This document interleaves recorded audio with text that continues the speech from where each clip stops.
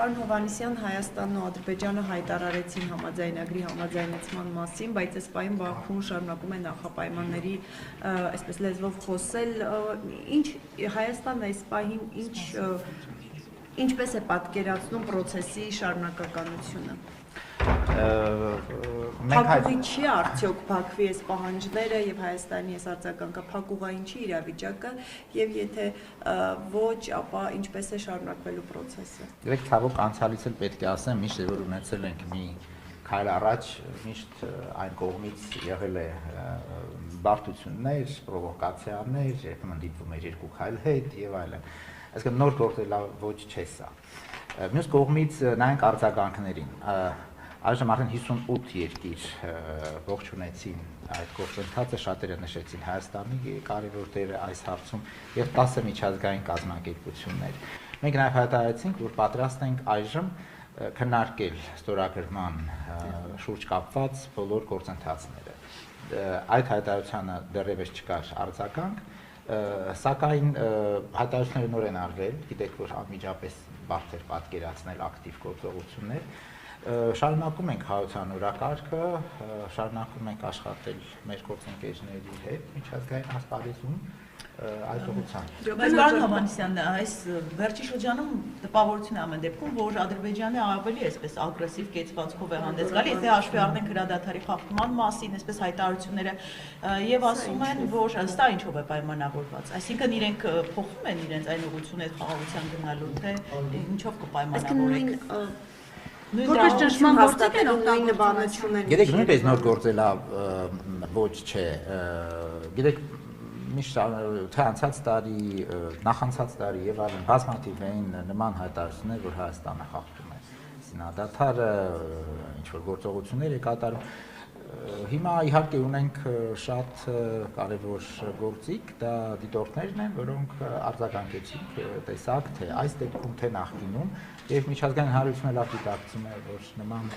կեղծ հայտարարությունները չեն նպաստում որևէ դերական գործընթացի։ Դիտորդները ինչ կլինեն, եթե սահմանից հետ քաշվեն, ունի արդեն Հայաստանը սցենար։ Գիտեք, դեռ այս սցենարը ինձ թվում է քննարկելու կարիք չկա, պայմանագիրը նոր նշեցիք, որ այդքան էլ արագ չի շարժվում։ Այսինքն պայմանագիր ստորագրելուց, ռատիֆիկացնելուց այս մանդատը 2 տարով է։ Իհարկե, հետագայում խաղությանը, եթե ունենանք այդ առաջընթացը ստորագրենք, ռատիֆիկացնենք եւ իսկապես կայուն խաղաղության նշաններ լինեն, իհարկե մենք կարող ենք քննարկել նոր մանդատ Եվրոմիության դիտորդների համար, պարտադիր չէ միայն սահմանափակվել սահմանագծով։ Այնտեղ մանդատում կա նաև այդ վստահության միջոցառումների ստեղծումը։ Այնտեղ Երևանի եւ Բաքվի միջև եւ Երևանի եւ Բաքվի եւ նաեւ տարբեր շրջաններում կայունության նպաստմանը։ Կարծում եմ անգամ ապագայում ամենադրական սցենարի դեպքում կկարողանան գտնել ճիշտ մոդել, որպեսզի եվրոպացի դիտորդները շարունակեն։ Պարոն Հովհաննիսյան, բայց վստահ է Երևանը, որ Բաքուն չի պահանջելու նրանց առհասարակ հանել Հայաստանից, որովհետև այստեղ քննարկումներ կան այս համաձայնության այս կետի վերաբերյալ, որ հստակ չէ ամեն դեպքում այդ սահմանային հատվածում չտեղակայելու մասին դրույթը եւ այս մասով ինչպես է Երևանը պատկերացնում, կա նման վստահություն, որ չի լինելու այդպիսի պահանջ Բաքվից։ Երեք այժմ ոչ մի բանի մեջ երևի ասպես լարժեք վստահություն չեն կարող ունենալ, բայց եթե մենք խոսում ենք երրորդ կողմի ուժերի մասին, արդյոք եվրոպական դիտորդները հանդիսանում են ուժ։ Սա դիտորդական առաքելություն է։ Այսինքն տրամադրությունը հուշում է, որ չպետք է լինեն նման պահանջներ, բայց իհարկե վստահ լինելու մասին շատ բարդ է ասել։ Բայց եթե երրորդ դիտորդները ուժ չեն, երրորդ երկի ուժ, այո, դա սովորաբար խոսքը գնում է ռազմական ներկայության մասին։ Հիմա ինչքանով համարում է սա այդ քննարկման։ Բայց դեպքում ինչու ենք մենք համաձայնել այդպիսի ձևակերպման ֆոնին քննարկել դիտորդների հարցը, եթե ուժն ու ԵՄ դիտորդները իրար հետ համատեղ։ Իսկ այժմ մենք դա չենք քննարկում։ Դա քննարկումը գնում է այսպես որպես ավելի շատ հասարակական մակարդակում, բայց Չէ, մեր արտգործնախարարը ուղիղ ասում է, որ դիտորդները դուրս կգան, այո, բայց ուժ է ձևակերպումը եւ դրա տակ մենք ներառում ենք դիտորդներին։ Սա արդեն խնդիր չի, Սա խնդիր չէ, եւ իսկապես Պարզապես ինչպես արտգործնախարարը ասեց, խաղաղության հաստատման դեպքում բնական է ոչ ուժի, ոչ դիտորդական առաքելության ներկայություն կարող է կարիք չլինի։ Սա չի հակասում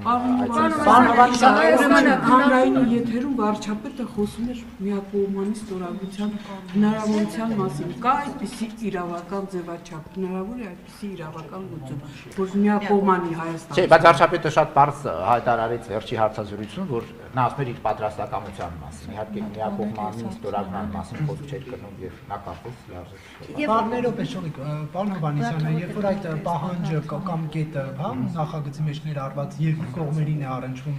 երրորդ ուժերին հետ քաշելու, հայկական կողմը մատնանշել է Ադրբեջանը ում է հետ քաշելու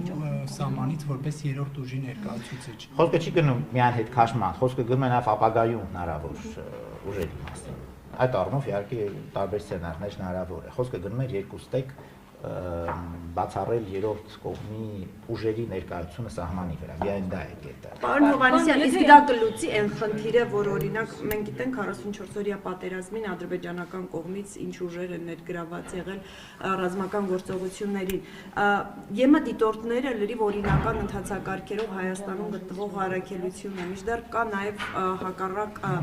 պատկերը, երբ ունեցել են 44-օրյայի ժամանակ։ Հայաստանը այս համաձայնեցված դրույթով, եթե պայմանագիրը ստորագրվի, ոնց է վերահսկելու կամ ոնց է պատկերացնելու այդ տեսակի ներգրավվածության խնդրի լուծումը օրինակ։ Պայմանագրում նախատեսված են երկու մեխանիզմներ վիճարկելի հարցերի քննարկելու համար, իհարկե պայմանագրում նախատեսված է դիվանագիտական հարաբերությունների հաստատումը, չնշանակում է նաև համապատասխան ներկայացություն, այսինքն դրան հարաբերություններ կլինեն անդրադառնալու, շատ ճիշտ է, դա կարող է նաև նպաստել խուսափելու նման Պարոն Հովհաննիսյան, դուք ասում եք խաղաղության պայմանագիր, Փաշինյանն ասում է խաղաղության համաձայնագիր։ Ի վերջո այդ փաստաթուղթը պայմանագիր է, թե համաձայնագիր։ Ո՞րն է տարբերությունը, դուք որպես դա մի քիչ իրավական հարց է, դա չեմ կարող ասել, ինձ համար հոմանիշներ են որպես օգտագործում, իհարկե համաձայնագիր թերևս Բայց իրենք տարբեր են իրավական առումով, պայմանագիրը իրավական ուժ ունի։ Քոչարյանն ասում է պայմանագիրը պարտադիր կիրառման ուժ ունի, Իսկ համաձայնագրի դրույթները ոչ։ Հիմա որն է ճիշտ, մենք որ օրինակ օգտագործենք։ Կարծում եմ համաձայնագիրներ պայմանագիրը ավելի լայն գործածվելիք, համաձայնագիրը ավելի իրավական տերմին է։ Համաձայնագիրը կիրառում, դուք օրինակ պայմանագիր։ Ես նաև համաձայնագիրներ եմ կիրառել, ուղղակի այսօր պայմանագիր օգտագործեցին։ Փաշինյանը չի հերքել, որ հնարավոր է, այսինքն ասել է, որ հնարավոր է, որ պայմանագիրը կնքվի եւ հետո կրկին Ադրբեջանը հարձակվի, այսինքն սա անվտանգային ամբողջական երաշխիք չէ։ Այս դեպքում, եթե մենք երրորդ ուժերին հանում ենք, սահմանապահներ ենք անում, ինչպես Ադրբեջանը պահանջում ապամոնտաժում է որոշակի ենթակառուցվածքներ սահմանին, այս դեպքում անպաշտպան չի հայտնվում Հայաստանը, եթե հարձակում լինի Ադրբեջանը։ Կրկին իհարկե լիարժեք երաշխավորություն ստանալ հնարավոր չէ, բայց մենք պետք է անենք այն հնարավորը, որպեսզի նվազեցնենք այդ ռիսկերը։ Իհարկե համաձայնագրի կնքումը եւս քայլ է, որպեսզի ապահովել։ Բայց Հայաստանը անպաշտպան վիճակում չի հայտնվում այս դեպքում։ Եթե հարձակում լինի։ Իսկ չէ, իհարկե դե համաձայնագրի դեպքում այդ ռիսկը նվազում է առավել, քանի որ ունենք նաև միջազգային հանրության ուշադրությունը։ Կրկին նշեմ, այս արձագանքը որ ավարտել ենք բանակցությունները տեքստի շուրջ, տեսեք ինչ առաջացրեց հայտարարություններ ամենատարբեր երկրներից։ Այսինքն այստեղ պետք է նայենք ինչքանով մենք կարող ենք նվազեցնել նման ռիսկերը, այն ինչ որ կառավարությունը։ Իսկ միջազգային այսպես երաշխիքներ տրվելու են արդյոք, որովհետև հայտարարությունների մենք արդեն ծանոթ ենք վերջին 5 տարում, որոնք գրեթե արդյունք չեն տալիս։ Դե դուք գիտեք, որ հիմնական կարևորագույն երաշխավորողը դա ՄԱԿ-ի անվտանգության խորհուրդն է, եւ տեսանք, որ այս հայտարարությանը, որ տեքստի շուրջ բանակցություններ ավարտվել են, ողջունեցին անվտանգության խորհրդի բոլոր 5 մշտական անդամները՝ ԱՄՆ-ն, Մեծ Բրիտանիան, Ֆրանսիան, Չինաստանը եւ Ռուսաստանը։ Ողջունեցին, իսկ որպես միջնորդ իրենք կարող են ներգրավվածներ կամ ցանկություն կա իրենց կողմից։ Այս պահին չեմ կարող պատասխանել այդ հարցին, բայց միջազգային ինստիտուտները այնտեղ են, թե ԵԱՀԿ-ն, թե ՄԱԿ-ը, ինչպես նշեցի, թե այլ ձևաչափերը։ Իսկ Ռուսաստանից նաև առաջարկման դեպքում ինչ դուք ասացիք, որ մեխանիզմ կա, որով կլուծվի պայմանագրի կետերի խախտման հարցը, ինչ ձև է համաձայնեցված այդ կետը, ինչ է ենթադրում։ Ես չեմ կարող մանրամասները բերեմ եւ դա ընդունված կետ է տարբեր համաձայնագրերում եւ որ երկու կողմերը քննարկում են այդ խնդիրները եւ խնդիրների չլուծման դեպքում կայլ այլ միջոցներ, ինչ միջոցներ, պարոն։ Դա նոր նշեցի միջազգային կազմակերպություններն են, դատական արձաններն են եւ այլն։ Այսինքն դրա գործիքակազմը միշտ էլ մնում է յուրաքանչյուր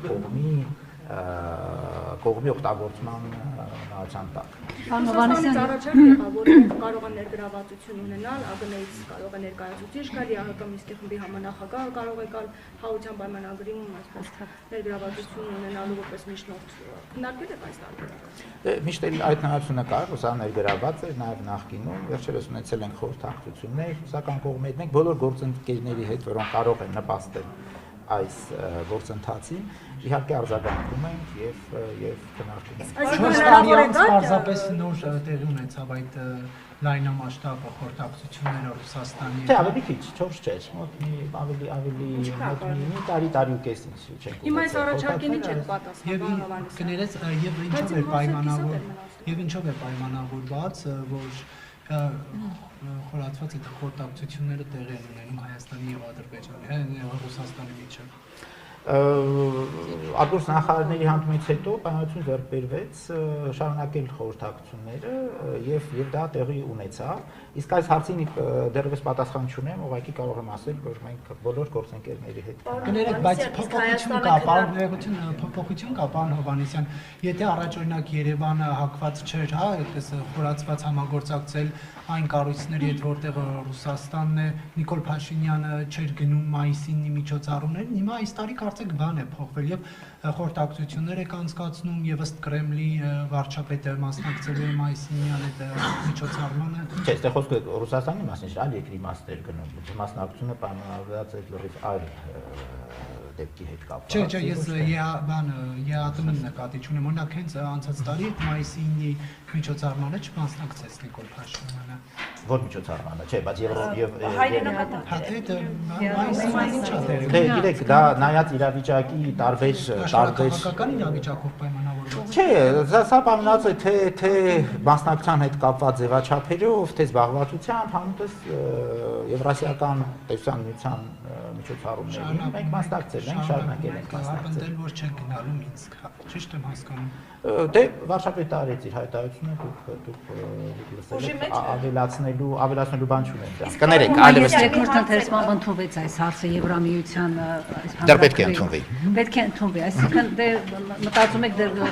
խորհրդարանում կարող է լիստում կարող է չընդունվել։ Կարծում եմ կընդունվի։ Իմ կասը։ Եթե խորհրդարանում Օրենքը կմտնի եւ ինչ կատարել։ Եվ ինչպես նշած է օրենքում, գործընթացը կարելի է համարել։ Պարոն Հովհաննիսյան, բայց հնարավոր է պայմանագրի ստորագրման համար Հայաստանը մինչև